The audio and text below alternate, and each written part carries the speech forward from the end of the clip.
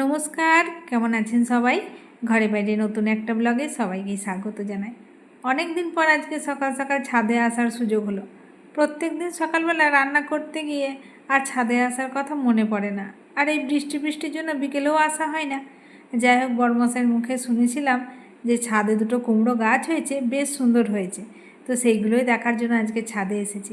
আর এসে দেখি বড়মশাই তাদেরকে একেবারে দড়ি দিয়ে টান দিয়ে ওপরে বেঁধে রেখেছে, যাতে কিনা তারা উপরে উঠতে পারে। জানি না কবে উঠবে। তবে আমি দেখেছি যত্নের গাছ একটু দেরিতে বেড়ে উঠলেও অযত্নের গাছ একটু তাড়াতাড়ি বেড়ে ওঠে। গাছগুলো আমি লাগাবো বলে লাগাইনি, দানাগুলো আমি এমনি ফেলে দিয়েছিলাম, তাতেই কিন্তু কুমড়ো গাছগুলো বেশ ভালোই হচ্ছে। জানি না কেমন হবে। আর এদিকে আকাশের অবস্থা মেঘলা মেঘলা হয়ে আছে, বৃষ্টি কখনো হচ্ছে। আজকে লাঞ্চের মেনুতে আছে খুব সিম্পল রান্নাবান্না। অল্প করেই ভেজে নিচ্ছি আলু মেয়ের জন্য, কারণ মেয়ে পটল ভাজা খাবে না। আমাদের জন্য হয়েছে পটল ভাজা, আর সাথে হয়েছে খিচুড়ি। অনেক দিন পর আজকে খিচুড়ি বানালাম। বাইরে বৃষ্টি বৃষ্টি ওয়েদার, ভাবলাম খিচুড়ি বানিয়ে ফেলি। তো খিচুড়ি, আলু ভাজা, পটল ভাজা আর একটু পাঁপড় ভাজবো। আজকে যেহেতু উল্টো রথ, বড়মশাই সকাল সকাল অনেক রকমের পাঁপড় নিয়ে এসেছে।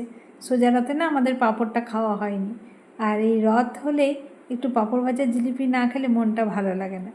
তো যাই হোক, এই গোল পাঁপড়গুলো ভেজে নিচ্ছি খিচুড়ির সাথে খাওয়ার জন্য। আর এই পাঁপড়গুলো ভেজে নিচ্ছি, সন্ধেবেলা জিলিপি আনবো, জিলিপি আর পাঁপড় ভাজা খাবো।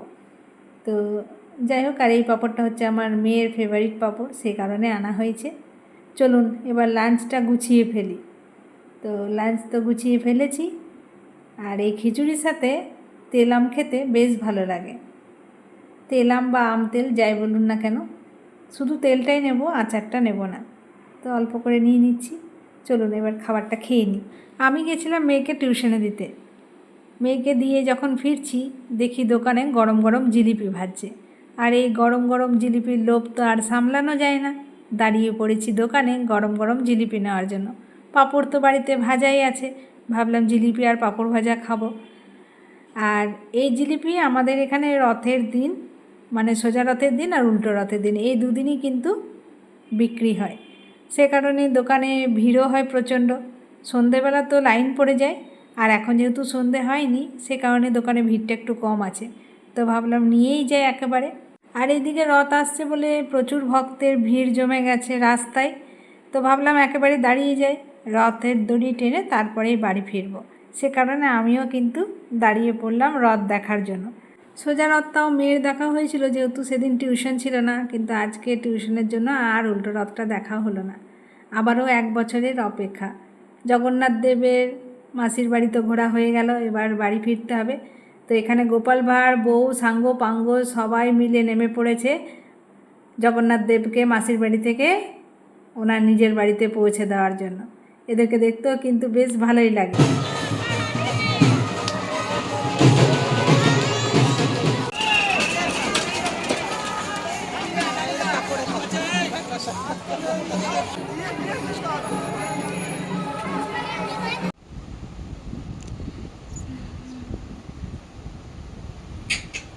রথ স্পেশাল, উল্টো রথ স্পেশাল।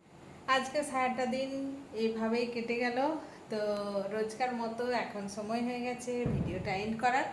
আজকের মতো ব্লগটা এই পর্যন্তই রাখছি। আজকের এই ভিডিওটা আপনাদের কেমন লাগলো কমেন্টে জানাবেন, আর ভালো লেগে থাকলে একটা লাইক করবেন, আর আমার নতুন বন্ধুরা চ্যানেলটাকে সাবস্ক্রাইব করে দিয়ে আমার পাশে থাকবেন।